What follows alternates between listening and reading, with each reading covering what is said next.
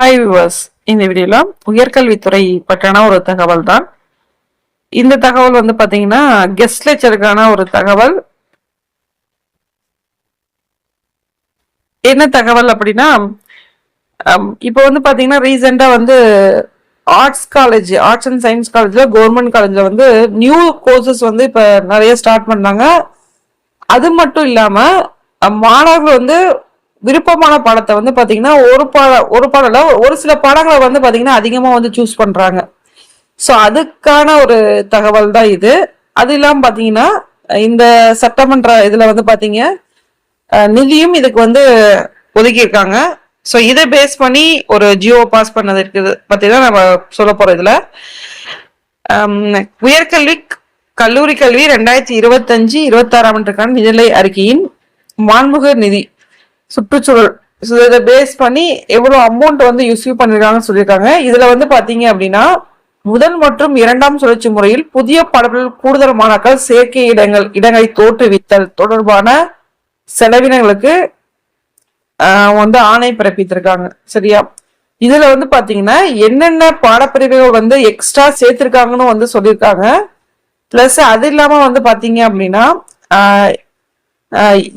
என்னென்ன பாடப்பிரிவுகள் மட்டும் இல்லாம எந்தெந்த காலேஜ்ல வந்து இந்த பாடப்பிரிவுகள் வந்து கொடுத்துருக்காங்க அப்படின்ற ஒரு தகவலுமே இதுல கொடுத்துட்டு, ஸோ இதுல வந்து பாத்தீங்க அப்படின்னா கெஸ்ட் லெக்சருக்கான ஒரு தகவல் அவங்களுக்கும் ஒரு இன்ஃபர்மேஷன் வந்து இதுல சொல்லியிருக்காங்க.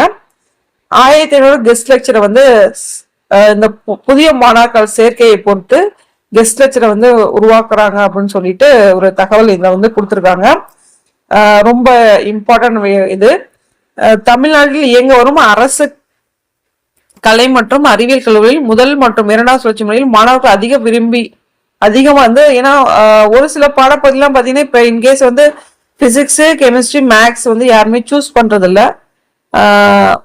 இப்போ artificial data science, AI, B Com CA, so இப்போ இது மாதிரி பாடப்பிரிவுகள் அதிகமா வந்து சேர்றாங்க. இப்போ ஒரு செக்ஷன் பார்த்தா இப்போ 2 செக்ஷனாகவே வருது.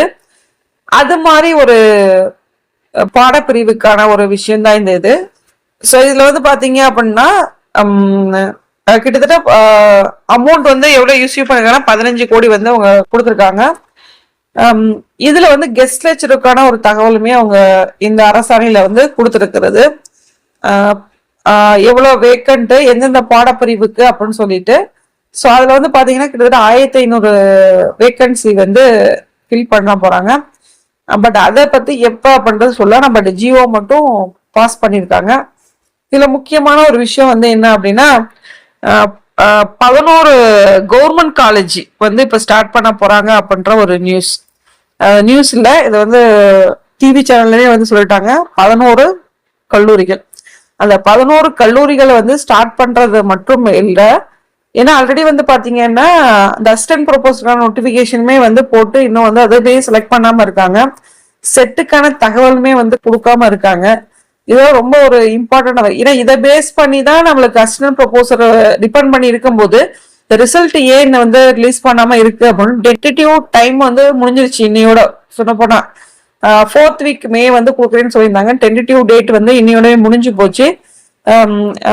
இன்று வரலாம் அப்படின்றது எல்லாத்தோட எக்ஸ்பெக்டேஷன். அடுத்தது வந்து எப்போ வரும் அப்படின்றதும் தெரியாம ஒன்று இருக்கு. இப்படி இருக்கும் ஒரு சூழ்நிலை வந்து இந்த கெஸ்ட் லெக்சருக்கான ஒரு தகவலுமே கொடுத்துருக்காங்க.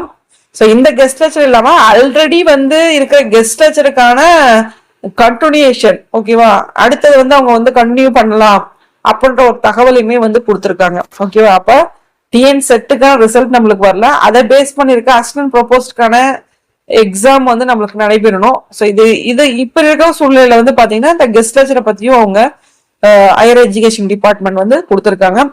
டிஎன் செட்டை டிபெண்ட் பண்ணி நம்மளுக்கு காலேஜ் டிஆர்பி இருக்கும்போது மிக விரைவில் டிஎன் செட்டுக்கான ஒரு தகவல் வந்து கொடுத்தாங்க அப்படின்னா கண்டிப்பா அடுத்த ப்ராசஸ் வந்து நம்மளுக்கு கண்டிப்பா நடைபெறும் மிக விரைவில். சரிங்களா? ஸோ இந்த தகவல் இந்த வீடியோ மேக் வந்து நன்றி, வணக்கம், தேங்க்ஸ் ஃபார் வாட்சிங்.